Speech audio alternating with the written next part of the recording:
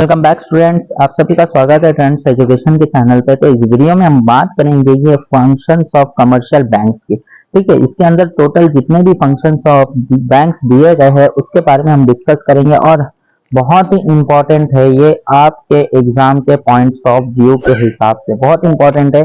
तो इस हिसाब से देखते हैं हम फंक्शंस ऑफ बैंक दिया क्या है। नॉर्मली जो है दो टाइप फंक्शंस ऑफ बैंक्स दिए गए हैं, आपके सामने दिख रहा होगा कि primary function and then after secondary function.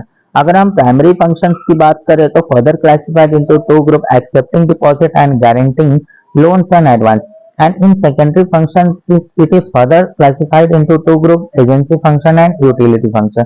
तो वन बाय वन हम देखते हैं कि क्या होता है प्राइमरी फंक्शन एंड क्या होता है सेकेंडरी फंक्शन। तो प्राइमरी फंक्शन से हम फोकस करते हैं कि क्या दिया गया प्राइमरी फंक्शन, देन आफ्टर हम बात करेंगे सेकेंडरी फंक्शंस के। तो प्राइमरी फंक्शंस में नॉर्मली वैसे बैंक्स आएंगे जो प्राइमरीली तौर पर यानी कि एकदम बेसिक तौर पर उनको वो नीड मतलब जरूरत होती ही होती है, यानी कि इसको काम करना ही मतलब ये वाला काम करना ही पड़ेगा उस सारे बैंक्स को, इसके बिना काम नहीं होगा।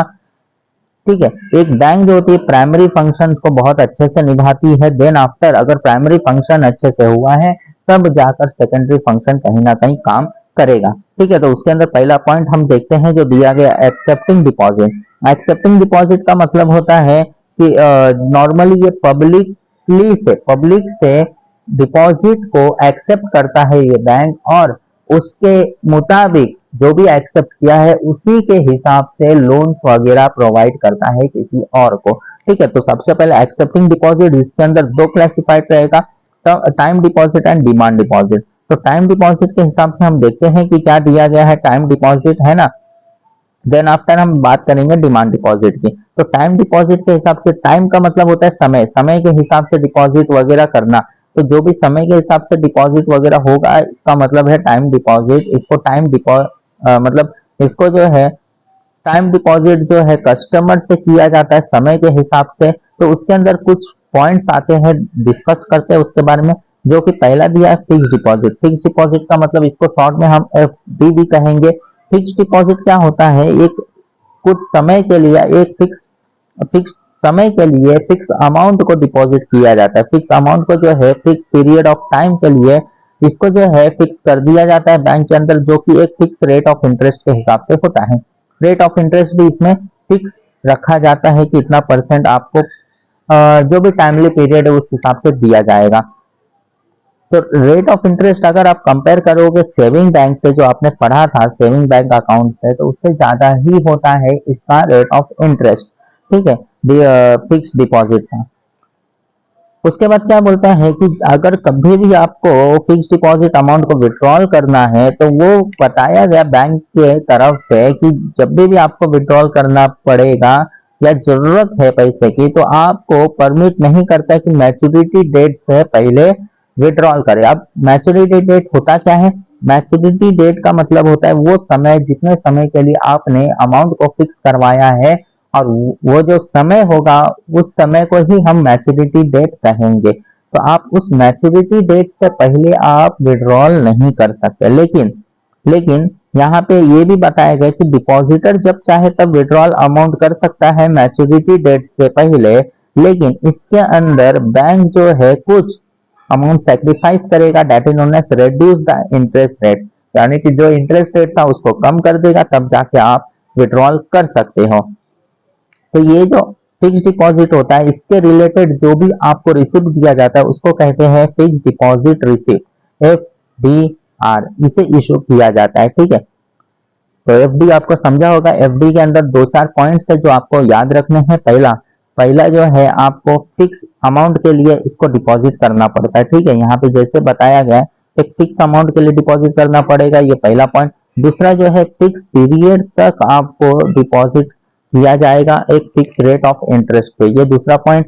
तीसरा अगर बात करें तो ये जो है आप विड्रॉल नहीं कर सकते हो मैच्योरिटी डेट से पहले। ठीक है, ये तीसरा पॉइंट आपको याद रखना है। और चौथा, अगर आप विड्रॉल करते हैं तो रेट ऑफ इंटरेस्ट आपका रिड्यूस होता है, ये चौथा पॉइंट। और पांचवा जो है FDR इशू किया जाता है कस्टमर को जिसने FD ओपन किया है। ठीक है, तो इतने पॉइंट्स आपको याद रखने हैं। देन आफ्टर बात करते हैं रिकरिंग डिपॉजिट की। अब रिकरिंग डिपॉजिट क्या होता है?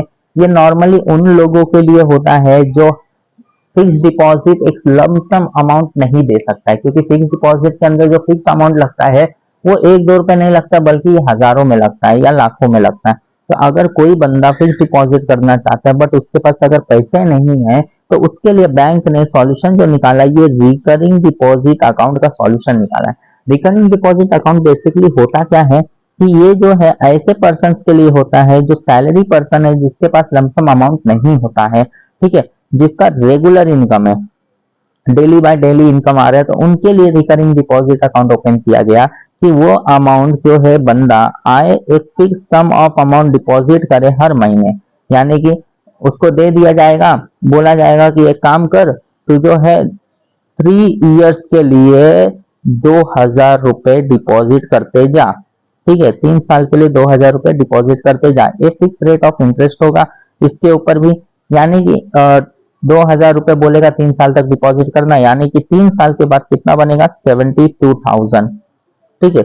यानी कि जब 72,000 बन जाएगा तो इसका एक लमसम अमाउंट हो जाएगा, एक बड़ा अमाउंट हो जाएगा, जिसको अब वो फिक्स डिपॉजिट कर सकता है। तो इसको जो है तब तक डिपॉजिट करवाया जाता है हर महीना एक फिक्स अमाउंट, जब तक इसका फिक्स डिपॉजिट के रिलेटेड एक बड़ा अमाउंट नहीं बन जाता, तब तक करवाया जाएगा। और जब भी ये बंदा विड्रॉल करना चाहे उस फिक्स मतलब रिकरिंग डिपॉजिट अमाउंट को, विड्रॉल भी कर सकता है, या फिर एंडिंग में जब मैच्योरिटी डेट आता है तो उस समय पे भी विड्रॉल कर सकता है। लेकिन साथ ही साथ इसका कोई भी सैक्रिफाइस अमाउंट नहीं कटेगा, बट जो इंटरेस्ट रेट था वो इंटरेस्ट रेट के साथ इसको मिलेगा, ठीक है। तो इसमें भी जो इंटरेस्ट रेट होता है वो नॉर्मली हायर होता है, जैसे मैंने बताया था फिक्स डिपॉजिट के अंदर, ओके। तो ये जो है वही बता रहा है, हायर होता है similar to fix deposit account. इसके लिए एक सेपरेट पासबुक बनाया जाता है जो कि कहलाता है आरडी अकाउंट, ओके। ये हो गया। नेक्स्ट बात करते हैं हम डिमांड डिपॉजिट की। अब डिमांड डिपॉजिट मतलब हमारे इच्छा के ऊपर डिपेंड है, मतलब कस्टमर्स के ऊपर डिपेंड है कि ये डिपॉजिट कैसे होगा। तो इसमें हम फोकस करते हैं डिमांड डिपॉजिट में क्या बोला गया है। नॉर्मली इन सबको जो है डिमांड डिपॉजिट में विड्रॉल स्लिप दिया जाता है, cheque, ATM card, online transfer वगैरह ये सब की सुविधाएं होती है। तो डिमांड डिपॉजिट में नॉर्मली पहला जो है सेविंग अकाउंट। अब सेविंग अकाउंट का मतलब कि यहाँ पे जो भी पर्सन होता है, जो भी कस्टमर्स होते हैं, या सैलरी पर्सन, या जो डेली काम करते हैं, डेली कमाते हैं, उन लोगों के लिए ये अकाउंट ओपन किया जाता है। वो लोग एक अमाउंट जो है रेगुलर बेसिस पे या फिक्स इनकम जो अमाउंट जो है बैंक में सबमिट करते हैं, देते हैं, जो कि उनके अकाउंट में बैंक जो भी अकाउंट ओपन किया है सेविंग अकाउंट के नाम पे पर्टिकुलर कस्टमर का, उसके अकाउंट में वो अमाउंट डिपॉजिट कर दिया जाता है।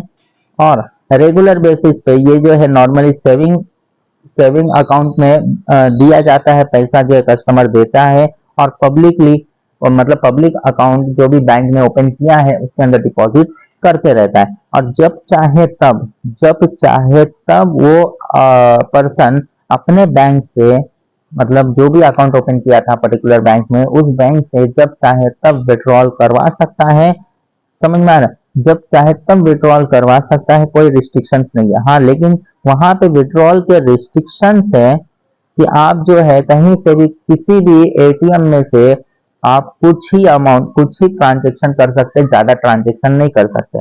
जैसे कि अगर मैं सिटीज की बात करूं तो सिटी में टोटल 5 ट्रांजेक्शन होते, सॉरी 3 ट्रांजेक्शन होते हैं कि आप 3 से ज्यादा नहीं कर सकते हो। 3 से ज्यादा करोगे तो चार्जेस लगेगा। अगर दूसरे के एटीएम में कर रहे हो, खुद के एटीएम में कर रहे हो तो नो प्रॉब्लम। दूसरा है विलेज में 5 ट्रांजेक्शन तक फ्री दिया जाता है, उसके ऊपर चार्जेस लगता है, ओके। तो यहाँ पे इस तरीके का रिस्ट्रिक्शंस लगाया जाता है। इसका जो इंटरेस्ट रेट होता है बहुत ही लो होता है, ज्यादा इंटरेस्ट रेट नहीं होता है। इसको जो है मंथली दिया जाता है, क्वार्टरली दिया जाता है, हाफ ईयरली दिया जाता है, या अर्ली बेसिस दिया जाता है। As per bank choice, bank के हिसाब से दिया जाएगा। इसका जो पासबुक भी होती है, इसका जो है एसएमएस भी आता है, मतलब मोबाइल वगैरह पे अकाउंट स्टेटमेंट भी आप निकाल सकते हो, कोई प्रॉब्लम नहीं है, ठीक है। तो ये सब होता है। अब सेविंग अकाउंट से दूसरे अकाउंट में भी कन्वर्ट किया जा सकता है, कोई प्रॉब्लम नहीं है। नॉर्मली इसको जो है हम बोलेंगे, अगर सेविंग अकाउंट है उसमें से अगर आप फिक्स अकाउंट में कन्वर्ट कर रहे हैं तो फ्लेक्सी डिपॉजिट में कन्वर्ट किया जा सकता है। देखो फिक्स डिपॉजिट अकाउंट क्या होता है, जैसे मैंने अभी बताया था कि फिक्स डिपॉजिट अकाउंट ऐसा अकाउंट होता है जहाँ पे लमसम अमाउंट देना है, बट वहां पे मैच्योरिटी डेट से पहले आप नहीं निकाल सकता, अगर निकालते हो तो सैक्रिफाइस अमाउंट देना पड़ेगा। तो इसके रिलेटेड बैंक ने फ्लेक्सी डिपॉजिट ओपन किया। फ्लेक्सी डिपॉजिट का मतलब इसमें जस्ट लाइक फिक्स डिपॉजिट होगा, बट यहाँ पे अगर आप विड्रॉल करते हो तो कोई भी सेक्रीफाइस अमाउंट देने की जरूरत नहीं है। ठीक है, ये तो ये account just like fix deposit account ही होता है, लेकिन इसके लिए फ्लेक्सी डिपॉजिट के लिए कोई सेपरेट अकाउंट बनाने की जरूरत नहीं है, बट फिक्स डिपॉजिट अकाउंट के लिए बनाना पड़ता है। ओके, तो ये इंपॉर्टेंट था इसके अंदर फ्लेक्सी डिपॉजिट में। उसके बाद थर्ड पैराग्राफ क्या बोलता है कि यहाँ पे जो डिपॉजिट अकाउंट है उसके लिए मल्टीपल ऑप्शंस दिए गए हैं। ठीक है, जो कि ऑटोमेटिकली अगर आप बोलते हो कि मुझे नहीं चाहिए फिक्स, मतलब सेविंग अकाउंट जो है मेरा इतना सेविंग अकाउंट हो जाएगा, उसके बाद जो है डायरेक्ट फिक्स डिपॉजिट में कन्वर्ट कर देना, तो ये बैंक जो है आपका ऑटोमेटिकली आपके कहने पे फिक्स डिपॉजिट में सेविंग अकाउंट को कन्वर्ट भी कर सकता है। ठीक है, तो ये सब दिया गया है। और अगर आपको सेविंग अकाउंट से कोई भी पेमेंट करना है, चेक वगैरह या कोई भी तरीके का फंड जनरेट करना है, तो आप सेविंग अकाउंट में कर सकते हो, फंड को ट्रांसफर कर सकते हो, फिक्स डिपॉजिट में कन्वर्ट कर सकते हो या सेविंग करके रख सकते हो बैंक में। ओके, तो ये इंपॉर्टेंट था सेविंग बैंक का। अगला हम बात करते हैं करंट अकाउंट। अब करंट अकाउंट क्या होता है? करंट अकाउंट का मतलब ये ज्यादातर ऐसे लोग यूज करते हैं जिसका डेली ट्रांजेक्शन होता है। सेविंग अकाउंट डेली ट्रांजेक्शन के लिए नहीं है।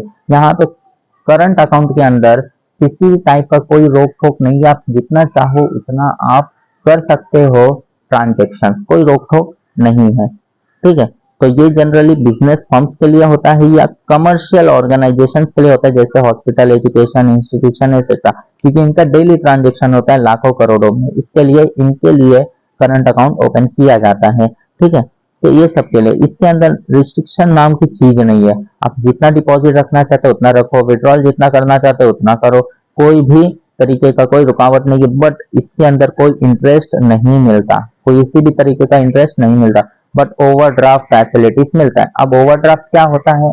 ओवरड्राफ्ट एक नॉर्मल शॉर्ट टर्म लोन्स की तरह होता है जो कि बैंक आपको उधार देता है और इन फ्यूचर शॉर्ट पीरियड में आपको बैंक को रिटर्न करना होता है, that is known as overdraft. ठीक है, तो ये नॉर्मली करंट अकाउंट होल्डर के लिए होता है सिर्फ और सिर्फ, और बाकी सेविंग के लिए नहीं होता है। और इनके जो बैंक स्टेटमेंट है वो हर महीने जनरेट होते रहते हैं। ठीक है, तो ये इंपॉर्टेंट था यहाँ पे हमारे प्राइमरी डिपॉजिट्स के अंदर, यानी प्राइमरी फंक्शंस के अंदर। अब एक पार्ट उसमें था हमारा जो डिमांड डिपॉजिट एंड अपना एक्सेप्टिंग, मतलब term time deposit and demand deposit. Then after एक बच जाता है अपना गारंटी लोन्स एंड एडवांसेस, इसको हम नेक्स्ट वीडियो में कवर करेंगे। तो इस वीडियो में बस इतना ही। अगर आपको कोई भी डाउट होगा हमारे टेलीग्राम ग्रुप को ज्वाइन कर सकते हो, वहां पे आपको हर डाउट का सॉल्यूशन मिल जाएगा। तो इस वीडियो में बस इतना ही, हम मिलेंगे नेक्स्ट वीडियो में नेक्स्ट लेक्चर में, तब तक टेक केयर एंड धन्यवाद।